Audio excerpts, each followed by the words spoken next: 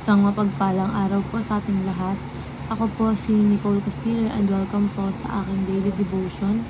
So, ang topic po natin ngayon is wisdom and knowledge. So, wisdom is more than intelligence or knowledge. It is the ability to see life from God's perspective and to live accordingly. While intelligence helps us understand facts, wisdom teaches us how to use those facts to honor God and do what is right. True wisdom begins with the fear of the Lord and leads to humility,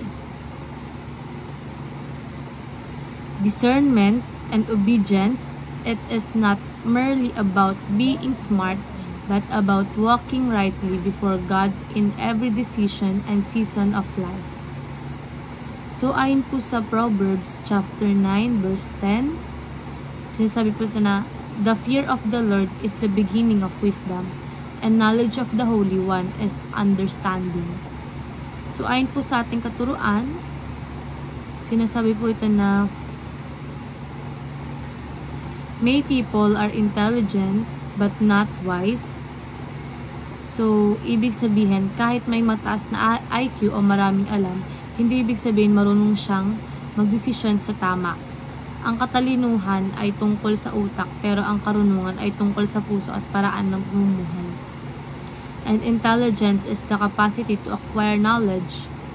So, halimbawa, mabilis kang matuto sa school o sa trabaho, yan ang sign na intelligence, pero hindi pa yan sapat para maging maayos ang buhay.